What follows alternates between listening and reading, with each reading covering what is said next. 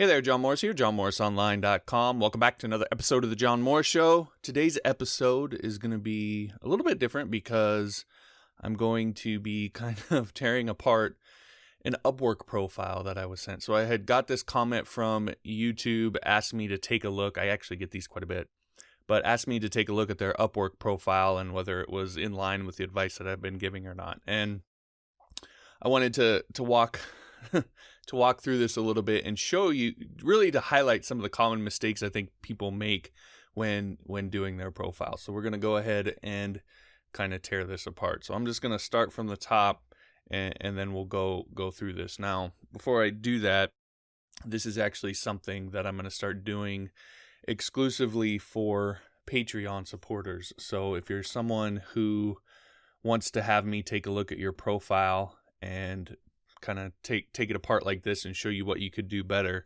then you can become a supporting listener of the show at johnmorrisonline.com/Patreon.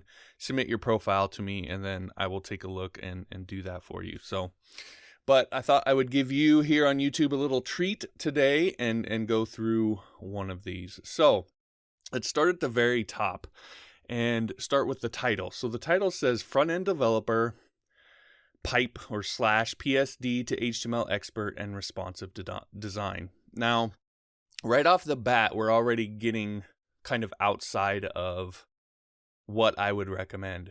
My question would be, again, and I'm trying to take the client's perspective here. My question would be, which is it? Right? Nobody's going to believe that you're an expert in all of these different things. Right? Nobody believes that you can be a dentist and you can also be an orthopedic surgeon. Right? There's probably somebody out there in the world that is both, but that's not a common thing. And if you were to come to me and tell me that you were both of those things, I would be like, okay, let me see your certificate. I need some proof. You'd have to provide overwhelming proof that you're an expert in those things. If you don't have that, then you're putting yourself in a very bad position from the very start to try and make it believable that you're an expert in all these different things. Now, I know why people do this. They do it because they want to appeal to all of these different markets. So you want to appeal to someone looking for a front-end developer. If you do a search for front-end developer on Upwork, you're going to find tons and tons of jobs, probably hundreds or thousands. Same with PSD to HTML, same with the responsive time. So you're trying to appeal to all of those different markets. And that fundamentally is the wrong approach. That's the biggest mistake that people make when it comes to Upwork, is trying to appeal to a bunch of different markets. What you need to do is appeal to one and position yourself as an expert at one. So you should pick one of these: front-end developer, PSD to HTML, responsive design. Now, I get, for us, skill set wise, they're all pretty related. But for a client who is coming to this and saying, I want a responsive design, they don't care about they don't understand all of that. They don't care about the PSD, they don't care about the front end. They care about someone who can do responsive design. And when you position yourself as an expert in that one thing, you look different than all of the other developers out there who have this exact same heading here. So again, you want to pick one of these and say you're an expert in that one. And you don't just want to say PSD to HTML expert. You want to give some sort of, credibility or proof to that, or you want to add more to that. So my title doesn't say wishlist member developer. It says I specialize in building wishlist member sites. At one time, it was former certified developer specializing in wishlist member sites. Now, people who know wishlist member know what the certified developer program is, so that meant something to them. But you want to give them something. You don't just want to say PSD to HTML expert. Like, people, it doesn't have any persuasiveness to it. Okay, so again, pick one and then actually talk to people like a human being. Don't just put PSD to HTML expert. It doesn't mean anything to anybody. All right, moving down, going to the tags, it's the same thing. Again, the tags have to do with where you're going to show up in searches and so forth. So again, we have PSD to HTML, HTML5, CSS3. Those actually could make sense because of that's actually highly related to this. But we have responsive web design, we have Twitter Bootstrap, WordPress, jQuery, front-end development, JavaScript. I mean, a lot of this stuff is not necessarily highly related to what you do. It may be. You're the one that does this and on a regular basis, so maybe you use a lot of this stuff. But you really want to focus in on the things that are highly, highly related to your specialty, because you want to focus on showing up for those specific things and nothing else matters. So to me, PSD to HTML and PSD to WordPress are probably the two biggest ones that you would want to have on there. The rest to me is just, it's kind of irrelevant. It doesn't really matter. Again, this is, we're taking the assumption that you're specializing in PSD to HTML. Okay, so again, pick a specialty, focus only on that specialty, and stop trying to appeal to a bunch of different markets. It sounds counterintuitive, like, oh, I'm opening myself up to more work. Yes, but you're having less of an appeal to each one of those markets. And there's plenty of work in each one of these. If you have a high appeal, you'll get all the work that you can handle. I'll show you that here in just a minute. All right, so if we then move on down to the overview. So it says, I am a professional, self-directed, and motivated front-end developer. The only reason you're on my profile is that you need my expertise to convert PSD to HTML, make a landing page, anything related to HTML, CSS, and JavaScript. I'm here to provide you with high quality, handwritten HTML, CSS, JavaScript, blah, blah, blah, blah, blah. Okay. I would guess that almost every other developer or freelancer on Upwork or on the planet has an overview that is very similar to this. This is the classic case of the mistake that people make.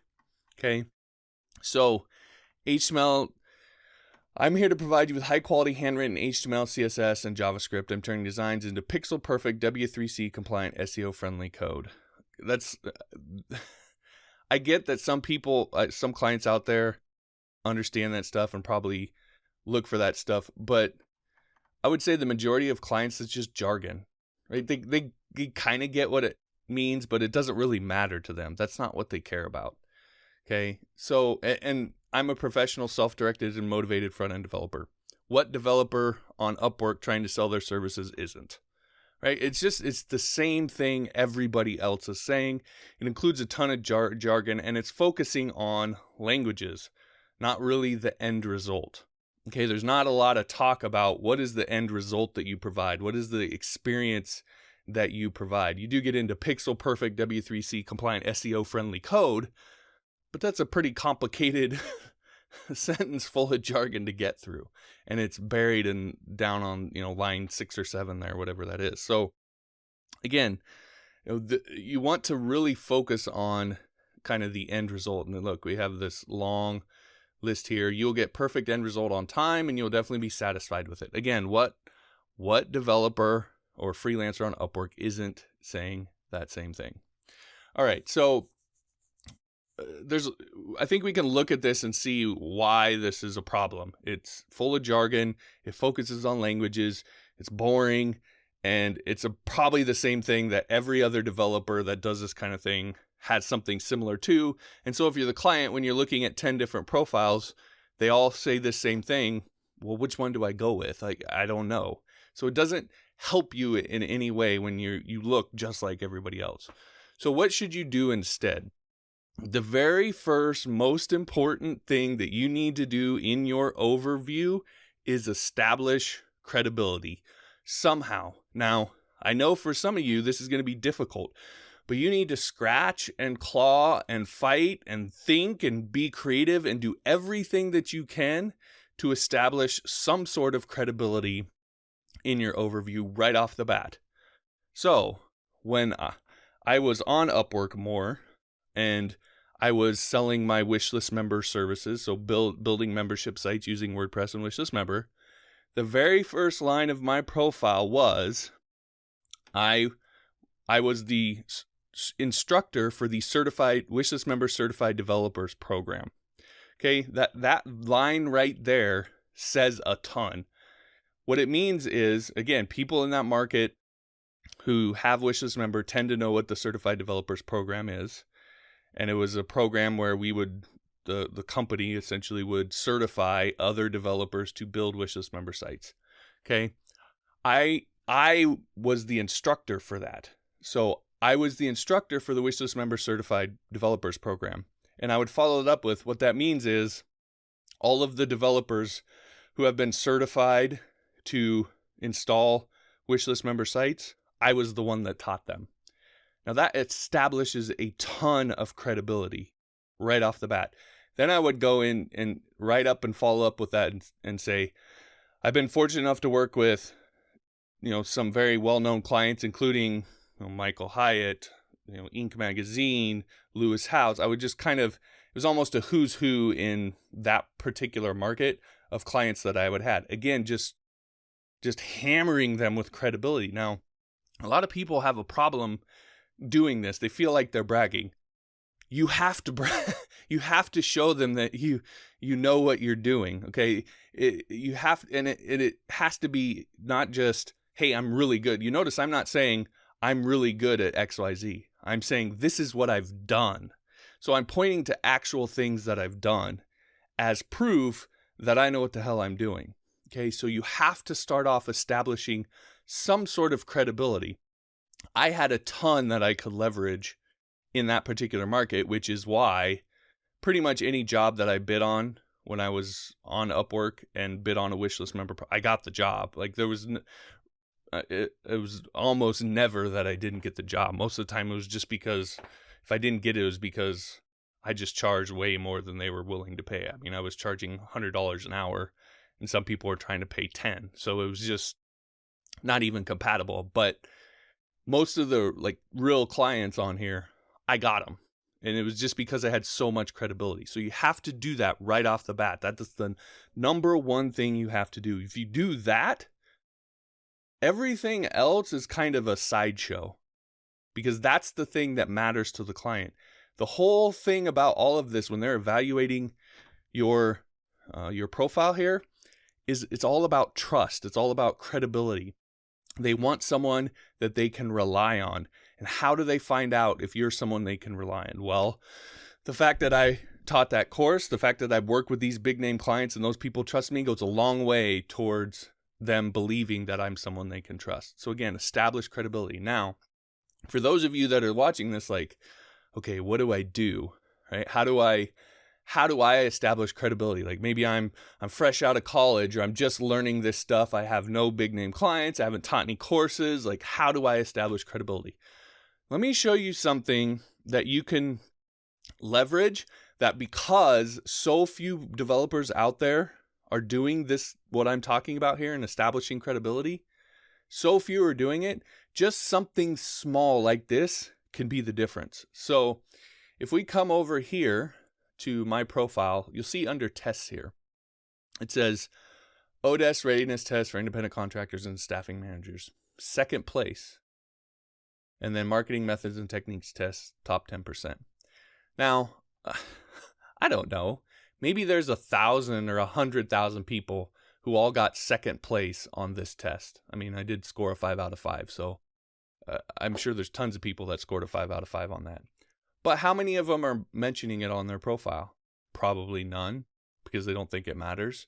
But if you have no other credibility, then having some sort of credibility is going to be better than nothing. Like Gary Vee always says, 1 is better than 0. So if you have a test on here, let's say this marketing methods and technique test, if I were to put that on my profile, I could say something like, I'm in the top 10%, or I scored in the top 10% on Upwork's marketing methods and techniques test, which means when it comes to marketing methods and techniques, I know what I'm talking about, and I'm in the top 10%. So really the cream of the crop here on the freelancers you're going to find here on Upwork. I also scored second place on ODS readiness test, which means when I say I'm reliable, which is a test that, tests for how reliable and well you communicate and so forth. So when I say I'm reliable, I'm not just making that up. I've actually been tested for that. Now, again, you and I know that you could take the test and pass it and still be a dirtbag, right? Or that you could take the marketing methods and techniques test and still not know what the hell you're talking about. That's possible, but you need to leverage every ounce of credibility that you can. And so if you have nothing else, something silly and simple like this could be that small thing that's the difference. You've added just some sort of credibility. Or maybe it's you went to college and you had a 4.0. That's better than nothing. Whatever. Or you worked somewhere and you won some obscure award at your job that's somehow related to either being reliable or to whatever it is you're doing. Something, whatever it is, you can use that to provide credibility for what it is that you're doing. So again, establish credibility. All right, the second thing then is, and I think you should, the first paragraph is about credibility. The second paragraph, then you should literally start with these words: I specialize in. So you say exactly what you specialize in. I specialize in, and when I did wishlist member sites, I would say, I specialize in, and this is a very specific, building new WordPress and wishlist member sites. Right? It was something along those lines. So it was very specific because I didn't want to be in existing sites and doing management and maintenance. That's not really what I enjoy doing. There's also less money in that. It's more annoying, harder work, and it's less rewarding. So I didn't really want to do that. I did take some of those clients, but it wasn't my ideal. So I stated my ideal: building new sites, building them from scratch. That's what I wanted to do.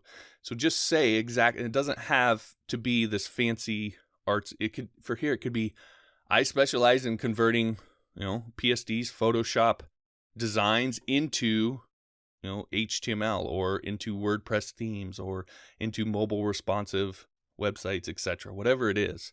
That's what I specialize in doing. Okay. Next is you want to start qualifying them. So you want to say the next two are basically who I work with, who I don't work with. Okay. So for example, in the video that I did for my services page, I would say, I work with people who I'll work on basically WordPress projects, and very specifically people looking to build membership sites with wishlist member. Those are the people that I work with, people that are reasonable, easy to work with.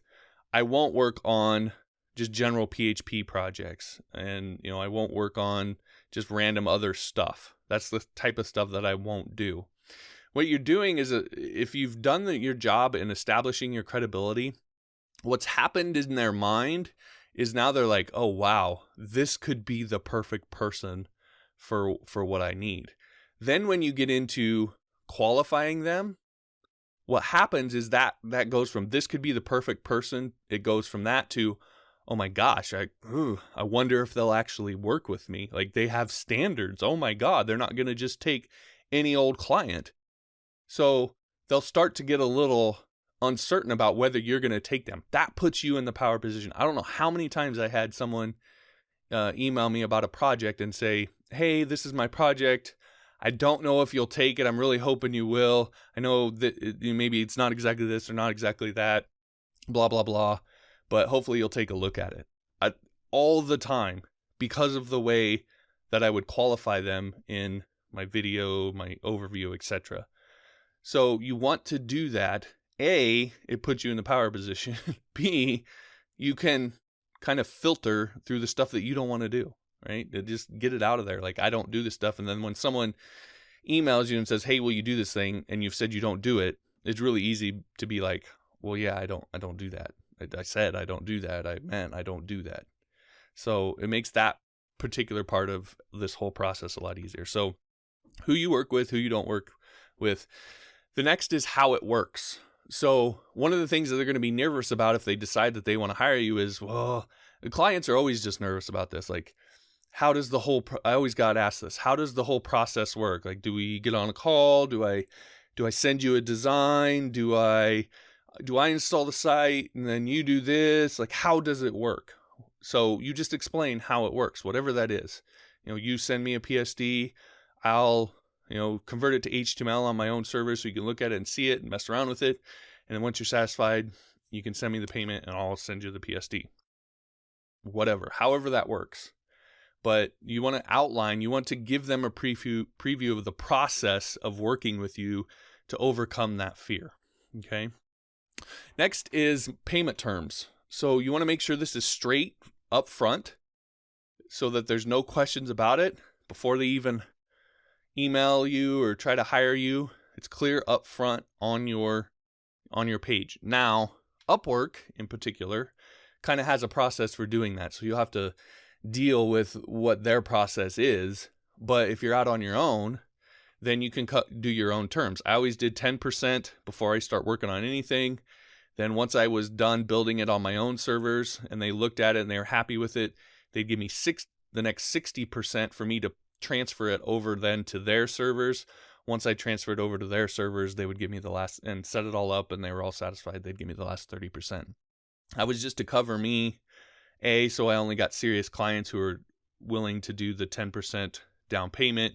B, by the time they ever got code from me, I had 70% of the payment. So if they screwed me at that point, I wasn't out the whole thing. Okay, so that's the way that I did it. I recommend something similar to that. Again, Upwork will have its own thing. Just follow that. But you want to outline whatever those payment terms are. And then the last thing is how to get started. So ask for the sale. I did sales for a number of years, and the number one reason why people don't buy stuff from a salesperson is because the salesperson doesn't ask them for the sale. So you don't want to say something like, feel free to contact me anytime, or thanks for checking my profile, etc. You want to say, if you're ready to get started, then here's what you need to do. Go click, this button, fill this out. I'll get that email and then we'll talk or whatever. Right? Whatever the process is, say, go do this. Right? Don't just kind of leave it open, because then you're not actually forcing them to mentally to make a decision. And that's what you want to do. You want to put them in that situation where they need to make a decision. All right. So I know that's a lot there, but this overview part is really, really important. It's the kind of the main part that people are going to read. And it can really help you to push people over the top to invite you to their project or to hire you. So again, I would scrap everything that's here and go through the things that I just outlined. All right, next, the work history here is actually really good, but we're going to skip by that because there's not a ton that you can do about that because you have the job, other than take the jobs that you get, and do a good job for people. But I've harped on that a ton. Next is the portfolio. So the big problem here is that there just needs to be more. So this is PSD to HTML for LearnX, responsive HTML to WordPress based on wireframe. That's all good in terms of being related to something specific, but there's only 2 items in here. So it would be better. This is one of the cases, I've talked about this before, where people don't look through hundreds and hundreds of portfolio items. They don't. But when they look at this and they see 2, that seems a little empty. Seems like you're new. Seems like, you haven't done a ton of this. So you want to have a bunch of portfolio items here. Like I would say 10. That would be a good number. They're not going to look at all of them, but they're going to see 10 and it's just going to look like you have more experience. It's going to feel like you're a more seasoned programmer, even if you're not. So again, that's just the impression it leaves, which is huge because people just kind of skim through this stuff. So, and you want them all related to PSD to HTML. So the big question people always have is, well, how do I do that? Like, I can't get clients without a portfolio, but I can't have a portfolio without clients. Well, that's not true, because you can fill this portfolio, and I've talked about this a ton. You can take PSDs, maybe you go find some PSDs on the web that are available, and you can convert them, go through the process of converting them to HTML like you would, and then put those in your portfolio to show people. You don't have to have done them for anybody. You're just showing people what you can do. That's the whole point of the portfolio. So put those in there. Then as you get clients, then you can replace the ones that you put in there just for your own sake with the ones that you did for clients. But you definitely want this to look more full. Right now, this just looks like, oh, he's done 2. They look fine, but that doesn't seem like someone who's really experienced. And then it really contrasts with if you say you're an expert, but you only have 2 items in your portfolio. Now I feel like you're lying. And so everything you just told me in your overview, I don't believe, because now I feel like you're lying. Okay. So you have to, all of this, the big word through all of this is congruence. Okay. It all needs to be congruent with what you're saying. So again, more in your portfolio. Down to the tests. I think at this point, some people do look at tests, but we're starting to get to the part of this where a lot of this doesn't get looked at as much. The one comment that I have here is sometimes it would be better not to show. Like, I've taken tests and not done well on them the first time. I don't show them on my profile, right? This PHP test 3.15, I know you're not building PHP sites for people, but it just doesn't look good. It's not a good look, right? Even these 3.9s, 3.75, 3.9. I mean, some of this you may have to put on here, but I know a lot of these you can actually not show. You'd be better off showing the English spelling test UK version with a 4.9 than this English test, or the Bootstrap 3.75. Like, if you're claiming you're an expert in mobile responsive and you got a 3.75 on the Bootstrap test, to me, now again, I know, you and I know, these tests are kind of silly and they have obscure stuff and they're often weird. The client doesn't know that. It doesn't look good to have a 3.75. So don't show it. It's that quote by Abraham Lincoln, better remain silent and be thought a fool than to speak out and remove all doubt. That's kind of the principle here. So I would remove those until you can take them again and get a better score. I mean, I would say a 4.5 at least or higher, top 20, 10%, something like that would be better than just showing these as they are. So again, sometimes less is more. I'm going to skip the employment history and the education. That stuff is just kind of, I think you just put what it is. I don't think there's anything magic here. But under other experiences, so we have web programming, PSD to HTML, front-end development. This is another place where you can kind of tweak things in your favor. So instead of just listing what your other experiences are, instead maybe put PSD to HTML, and then you could list a number of things that are related to that experience. So for example, you could, PSD to HTML, maybe you worked with a client. Like, for example, I could put my experience with working with Michael Hyatt. Again, I have that in my portfolio. I talk about it in my overview, but maybe they didn't read that. Maybe they scroll down here and then they see it here, and here's where they read it. So again, you want to just continue to add to your credibility as much as possible here, instead of just listing stuff that you just list it and it's like, okay, well, what does that mean? Like, okay, I get it, but it doesn't mean anything to me because you listed it. Like, it's not believable. So instead, make it something, or maybe I was at college and, I worked on XYZ team that did PSD to HTML conversion for this, I don't know, government program or study, or maybe there was some nonprofit, I don't know, just anything that is related to the specific niche that you're targeting, that was an experience that isn't necessarily a job or that isn't necessarily a client, but something that you did that helped you become an expert, that adds to your expertise or your expert status in this, if you have any of that stuff. That would be much better than just listing it out here. So your other experiences don't have to be, what other skills do I have? They could actually be little elements or stories of credibility that add to your expertise. Okay, again, just another place that you can add all sorts of extra credibility that doesn't fit neatly into the other boxes. All right, so hopefully that gives you a better idea of exactly what I'm talking about. Again, the two big things here are really relevance, in terms of relevance to a niche. So making everything in here, picking one of these to specialize in and making everything in here relevant to that. And then congruence. Congruent in when you say you're an expert, you have credibility to back that up. Your portfolio has a bunch of stuff in it that makes you look like an expert, etc. So again, you really want to try and stand apart in a good way. What you have now, every other profile on Upwork probably looks like this. 99% of them. So when you bid on a job or someone views your profile, it doesn't add up. It doesn't stand out. You just don't, there's nothing here that calls to me that says I have to hire this person. All right, so the last two things I'm going to talk about here, and they're last because they can be a little bit more controversial. So the first one is your photo. Now, again, congruence. You saying you're an expert, that photo doesn't sing or doesn't speak expert to me.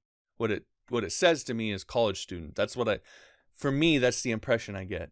That may be the wrong impression. Somebody else maybe get a different one, but that's what it says to me. So your photo, my photos haven't always been great. You can see my photos and they haven't always been great, but there's a certain kind of threshold of just looking like you're not a college student or living in your parents' basement or whatever, right? So it doesn't have to be perfect, but I think it could be a little bit better in terms of just a picture of your face with a decent background. It doesn't have to be anything super crazy, okay? The second thing is what you're charging. So you're charging $7 an hour. Again, $7 an hour doesn't scream expert to me. Now, I know people get like, well, I can't get jobs at this higher rate, blah, blah, blah. If you fix your profile, you fix your photo, do everything that I've talked about here, position yourself as that specialist and that expert, you can't continue to charge $7. It just isn't going to work because it's not congruent. You get to the point where you have to charge more. Okay?